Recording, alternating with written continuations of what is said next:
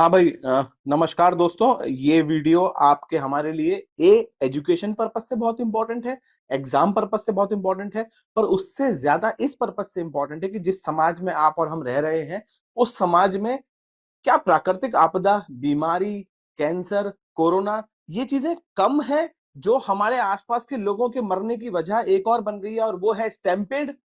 भगदड़ में मर रहे हैं लोग। और वो चीजें जो सॉल्व की जा सकती हैं, अगर आप और हम थोड़ी सी नॉलेज रखें, थोड़ा सा एक तरीका समझ लें, और हम लोग समझ लें सरकारों को क्या करना चाहिए और हम लोगों को खुद को क्या करना चाहिए, तो इस वीडियो में पूरी नॉलेज और उसके साथ साथ ये चीजें समझेंगे यार। क्योंकि मुझे लगता है कि इंसान की जिंदगी बड़ी ही मतलब बहुत कीमती है यार, समझ रहे हो ना। हमारे देश में बहुत सारी पॉपुलेशन है, इसका मतलब ये नहीं है कि किसी बाप की बिटिया और किसी माँ का लड़का या किसी की वाइफ या किसी का पति इंपॉर्टेंट नहीं है। समझ रहे हैं ना, हर इंसान की जिंदगी इंपॉर्टेंट है। और एक बात याद रखिएगा कि जिंदगी इंपॉर्टेंट अगर आपकी हमारी है तो ये तभी इंपॉर्टेंट मानी जाएगी जब इसका इंपॉर्टेंस आप और मैं खुद समझें। जब तक आप और मैं खुद इसकी इंपॉर्टेंस नहीं समझेंगे ना, आप वीआईपी कल्चर लेके कितना भी रो लो, सच्चाई ये है कि आप अच्छे से खुद बिहेव नहीं करोगे अगर भीड़ में, तो स्टैम्पेड होने के चांस बढ़ जाएंगे। तो चलो समझना शुरू करते हैं इस वीडियो में, क्या होता है स्टैम्पेड, इसके पीछे के साइंटिफिक पॉइंट क्या होते हैं, किस तरीके से इसको रोका जा सकता है, आप और हम क्या क्या स्टेप ले सकते हैं खुद को बचाने के लिए, सरकार क्या स्टेप ले सकती है, ऑर्गेनाइजर क्या स्टेप ले सकते हैं, और बाकी सारी चीजें। तो चलो शुरू करते हैं। सबसे पहले भैया, इंट्रोडक्शन के अंदर है ना, स्टैम्पेड हम जानते हैं कब कब हो जाता है। रिलीजियस गैदरिंग पे होता है, हाँ होता है। फेस्टिवल, पब्लिक इवेंट पे ज्यादातर होता है। पैनिक हो जाता है, लोग overcrowding, lack of safety measures, ये सब होते हैं। काम की बात दूसरी आती है, रिसेंट स्टैम्पेड देखते हैं और समझते हैं, देखो कितनी समस्या है।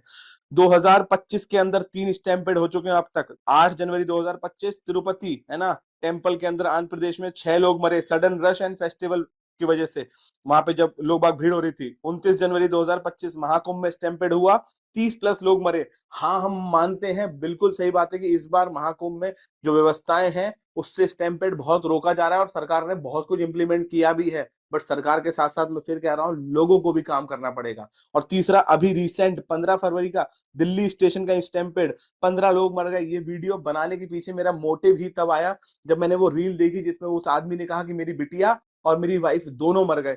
क्या बीतेगी उसकी जिंदगी पे अब आगे, आप सोचो। तो ये स्टैम्पेड जुलाई 2024 का स्टैम्पेड हाथरस, हम सब ने पूरी इंडिया में खबर देखी थी कि वो बाबा इकट्ठे हुए आए थे, बाबा से मिलने लोग आए थे। कोई बुराई नहीं है, बट लोगों को, बाबा को, सिस्टम को ये तो समझना चाहिए ना कि एक कैपेसिटी के अंदर कितने लोग आ सकते हैं यार।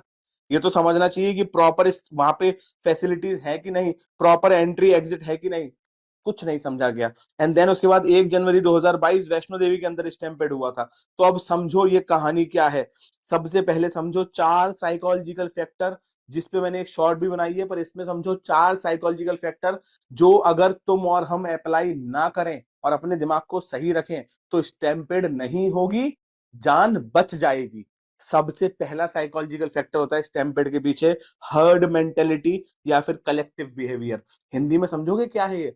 हिंदी में इसका मतलब होता है भेड़ चाल। जब तुम पूरी की पूरी भीड़ के हिसाब से मेंटेलिटी रखते हो, तुम क्राउड को फॉलो करते हो बिना एक्सेस करे कि डेंजर क्या है। तुम देखते ही नहीं हो इतनी भीड़ इकट्ठी हो रही है, बाई चांस कोई दिक्कत हुई क्या होगा, तुम बस घुसे जाते हो उसके अंदर, ही करके घुसे जाते हो ना। ये पहली मेंटेलिटी। दूसरा, जैसे ही ये होता है, panic spreads instantly making the crowd uncontrollable. तो इसीलिए सबसे पहले अगर किसी भीड़ में हो दोस्त, जरा एक्सेस करो तुम्हारे आसपास कितनी भीड़ बढ़ रही है। वो भी समझाऊंगा कैसे एक्सेस करोगे आगे वीडियो के अंदर। दूसरी मेंटेलिटी होती है दोस्तों, दैट इज पैनिक और सर्वाइवल इंस्टिंक्ट। मतलब क्या होता है, तुमने जैसे ही तुम्हारे को भीड़ भड़ी और धक्का मुक्की शुरू हुई, तुम्हारे ब्रेन ने रादर देन ये सोचने की कि बचा कैसे जा सकता है, तुम्हारा दिमाग फ्लाइट या फाइट मोड में या फिर कॉग्निटिव ओवरलोड हो गया। अब अंग्रेजी छोड़ते हैं, मैं तुम्हें हिंदी में समझाता हूं। हिंदी में इसका मतलब होता है कि जब नाश मनुष्य का आता है, पहले विवेक मर जाता है। मतलब क्या होता है कि जब भीड़ इतनी बढ़ती है तो तुम ये सोचने के बजाय कि मैं यहां पे अपने आप को कैसे बचाऊं, घबराहट करते हो, चिल्लाते हो, आसपास के लोगों को धक्का देते हो, और उसकी वजह से तुम्हारी एनर्जी गई, तुम्हारी सांस गई और तुम्हारा दिमाग चलना बंद हो गया। ये दूसरी दिक्कत। तीसरी सबसे बड़ी हिंदुस्तान की दिक्कत, जो मुझे पर्सनली भी सबसे ज्यादा गलत लगती है, और वो होती है फोमो या फिर स्कार सिटी साइकोलॉजी। कि भाई अगर मैं मंदिर जा रहा हूं तो भगवान मैं बिल्कुल नजदीक से देख लूं, मुझसे छूट ना जाए। या फिर किसी बाबा को मिलने जा रहा हूं तो बाबा के बिल्कुल पास आ जाऊं, मुझे और लोगों से ज्यादा मिल जाए। जब हम सब समाज के अंदर और लोगों से ज्यादा लेने की कोशिश करते हैं ना, तभी वो समाज बिल्कुल जानवरों जैसा बन जाता है। तभी लोग मरते हैं, क्योंकि हम सोचते ही नहीं है कि इसको तरीके से कैसे चलाएं। हम सब सोचते हैं अरे क्या फर्क पड़ रहा है, आगे चलो, क्या फर्क पड़ रहा है और आगे चलो, और ये क्या फर्क पड़ रहा है जान ले जाता है। तो ये फियर ऑफ मिसिंग आउट की साइकोलॉजी मत रखो। ये सोचना बंद कर दो कि मुझको और ज्यादा चाहिए। अरे थोड़ा दूर खड़े हो जाओ भगवान से यार। अगर मंदिर में बिल्कुल आगे नहीं पहुंच पा रहे हो तो इसका मतलब ये तो नहीं है ना तुम्हारा ईश्वर तुम्हारी नहीं सुन रहा है। और अगर तुम्हारा ईश्वर तुम्हारी नहीं सुन रहा है तो तुम्हारे अंदर, अपने अंदर सोचो ना क्या कमी है। मेरी बात समझ रहे हो ना? तो बाकी लोगों से ज्यादा लेने की कोशिश मत करो यार। ईश्वर मन में होता है, तुम हम सब इस बात को समझते हैं, चाहे किसी धर्म के हो।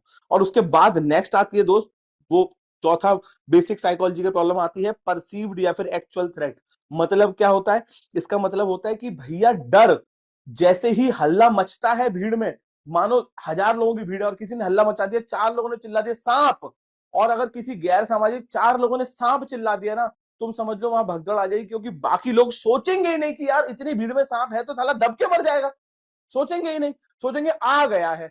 पॉइंट समझ रहे हो? ये नहीं करना है, अपने दिमाग को सही चलाना है। अगर 100 में से 20 लोगों ने भी अपने दिमाग को सही चला लिया ना, बाकी सबकी जान बच जाएगी। तुम उन 20 में से एक बनना यार। समझ रहे हो? ये 4 साइकोलॉजी हो गई। अगली बात समझते हैं आगे कि भैया क्राउड डायनेमिक्स क्या होते हैं स्टैम्पेड के। ये बहुत साइंटिफिक बात है कि अगर 1 स्क्वायर मीटर में, मतलब 1 मीटर बाय 1 मीटर के एक स्क्वायर के अंदर 4 से 5 लोग होते हैं, तो क्या होता है इतने के अंदर ही लिमिटेड मूवमेंट और टेंशन बढ़ना शुरू हो जाती है। क्योंकि तुम एक समझो ना, एक बॉक्स मान लो 1 मीटर में 1 मीटर का, उसमें 5 लोग खड़े हैं तो लिफ्ट जैसी हालत हो जाती है, दिल्ली मेट्रो जैसी, कि धक्का मुक्का होना शुरू हो जाता है। और वहीं अगर 1 स्क्वायर मीटर में 6 से 7 लोग होते हैं दोस्त, तो तुम्हारी सांस स्क्वीज होना शुरू हो जाती है और सफोकेशन के चांसेस बढ़ जाते हैं। और वहीं अगर 1 स्क्वायर मीटर के अंदर 8 से ज्यादा लोग हो जाते हैं तो वॉलेंट्री मूवमेंट खत्म हो जाता है, तुम एक्सट्रीम डेंजर में होते हो। मतलब अब तुम हिल ही नहीं सकते अपने हिसाब से। और अब तुम कहोगे सर ऐसे हम लोग तो नहीं गिनते रहेंगे। बिल्कुल जेन्युइन बात है, तुम लोग नहीं गिन सकते हो। इसीलिए तुम्हें क्या करना होता है, तुम्हें छोटा सा काम करना होता है कि तुमको ये देखना होता है कि अब तुमको हिलने से मुश्किल हो रही है या तुमको सांस लेने में तकलीफ हो रही है। और अगर ये दिक्कतें बढ़ती जा रही है किसी जगह पे, तो वहां से निकलो ना यार। पैनिक होके अपने आप को स्टैम्पेड में मरवाने से अच्छा मौके पे निकलो वहां से यार, प्लीज मौके पे निकलो दोस्त। तो ये हो गई बात। इसके बाद नेक्स्ट समझो, पर्सनल स्पेस एंड एग्रेशन। सीधी बात होती है कि अगर नॉर्मल क्या है, 1 से 2 फीट में अगर आपके आसपास 1 से 2 फीट लोग दूर है, 1-2 फीट दूर है आपसे कोई, तो आपको दिक्कत नहीं होगी। बट जैसे ही स्टैम्पेड होता है, ये खत्म हुआ, लोग आपसे टकराए, आपने धक्का दिया, उसने धक्का दिया, हो गया खेल। समझ रहे हो मेरी बात? नेक्स्ट इसके बाद में एक और समस्या स्टैम्पेड की जो बहुत बड़ी होती है, वो होती है द डोमिनो इफेक्ट। दोबारा से, that is progressive cloud collapse. मतलब क्या होता है, एक इंसान गिरा, उसने बैलेंस खोआ, उसको लेके दूसरे को पकड़ के वो गिरा, दूसरे ने खोआ, आगे भगता हुआ तीसरा आदमी आया, वो इससे टकराया, तीसरा गिरा, उसके बगला और भागा, चौथा गिरा। इसकी वजह से पाइलअप होता जाता है और एक के ऊपर एक गिरता जाता है, गिरता जाता है, और आप जो नीचे वाला है और उसके ऊपर वाला है, उन सबके मरने के चांसेस हो जाते हैं। मैं अभी वीडियो में आगे सब समझाऊंगा इससे बचा कैसे जा सकता है, क्या क्या टेक्निक है जिससे तुम स्टैम्पेड में अपनी जान बचा सकते हो। नेक्स्ट इसके बाद आता है ग्रुप इमोशन एम्पलीफिकेशन, जो मैंने ऊपर बताया तुमको वही। दैट इज, एकदम से क्या हुआ, किसी एक इंसान ने चिल्लाना शुरू करा, कुछ लोगों ने, और 30 सेकंड के अंदर पूरे क्राउड में पैनिक हो गया। मैं फिर कह रहा हूं, पूरा क्राउड बदलने की तुम्हारी जिम्मेदारी नहीं है, अपने आप को, अपने आसपास के लोगों को बदलने की जो तुम्हारी जिम्मेदारी है, ताकि तुम्हारी जिंदगी उतनी हल्की ना रहे जितनी ये दुनिया समझ लेती है। मेरी बात समझ रहे हो ना? इसके बाद आगे चलते हैं समझने के लिए। नेक्स्ट आता है भैया रियल लाइफ ट्रिगर स्टैम्पेड। हमने देख लिया हाथरस, वैष्णो देवी, हज, कितनी जगह पे स्टैम्पेड होता है। नेक्स्ट आता है भैया प्रिवेंटिव मेजर्स क्या है, क्या करें ऐसा जिसकी वजह से ये भगदड़ ना हो और लोगों की जान और माल का नुकसान ना हो। तो भैया सबसे पहले प्रिवेंटिव मेजर्स हैं जो कि प्लानर, सरकार या सिस्टम पे डिपेंड करते हैं। That is crowd planning and management.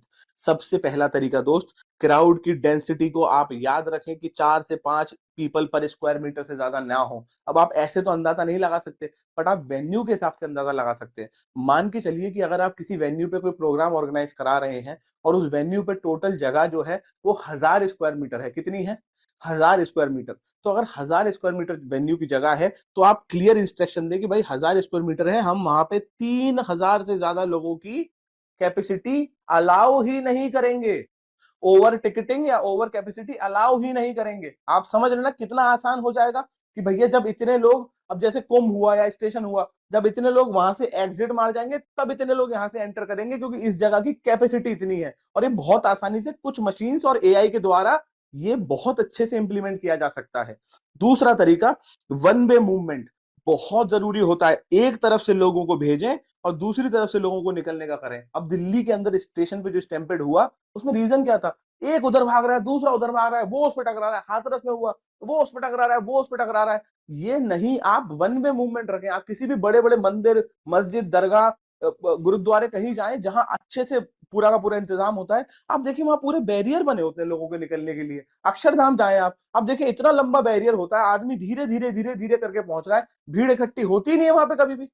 तो वन वे मूवमेंट। नेक्स्ट, इसके बाद controlled access, use barrier and staggered entry. जैसे कि मैंने बताया कि लोग एकदम से गेट खोल के हु ना घुसे, आप एंट्री को कायदे से बना दे ताकि लोग आराम से पहुंचे। नेक्स्ट, इसके बाद में अवॉइड बॉटलनेक, मतलब इतना बड़ा पंडाल, निकलने का गेट इतना सा, घुसने का गेट इतना सा, अरे मरेंगे लोग, सब मर जाएंगे। इसीलिए अगर आप एंट्री और एग्जिट को बड़ा रखेंगे, बड़ी एंट्री बड़ा एग्जिट और क्लियर एंट्री क्लियर एग्जिट, तो वहां पे बॉटल नेक क्रिएट नहीं होगा। आप समझ रहे हैं मेरी बात? इसके बाद नेक्स्ट, स्मार्ट इंफ्रास्ट्रक्चर, जो कि मैंने बताया, wider exit and clear pathway, multiple entry point, signage and lighting. और तो हमारे देश में कोई नहीं देखता, ये लोगों को देखने चाहिए। साइनेज लाइटिंग कोई नहीं देखता है, देखने बहुत जरूरी है। एंड देन इसके बाद में इमरजेंसी एग्जिट एवरी 100 मीटर के ऊपर, सो दैट वो क्लियरली मार्क हो तो आप निकल पाए। और ये हिंदुस्तान की इतना थोड़ी सी, और हिंदुस्तान की नहीं, बहुत सारे ऐसे देशों की जहां पे इकोनॉमिकली अभी उतना डेवलपमेंट नहीं हुआ है ना, इनकी एक बहुत बड़ी दुविधा है दोस्त। बड़े से बड़े होटलों में, बड़े से बड़े मॉलों में, जहां पे कभी भीड़ इकट्ठी नहीं होती, वहां पे इतने क्लियर एग्जिट पॉइंट लगे होते हैं, वहां इतने क्लियर एग्जिट डोर होते हैं, मैप लगे होते हैं। और उन जगहों पे जहां वाकई भीड़ इकट्ठी होती है, कोई एग्जिट पॉइंट नहीं लगा होता। ये थोड़ी सी दुविधा है, आपके मेरे लिए दुख की बात है। और मुझे लगता है जब तक सिस्टम अपने आप को अच्छा कर रहा है, तब तक अगर हम अपने आप को अच्छा कर लेंगे तो शायद थोड़ी अच्छी बात हो जाएगी।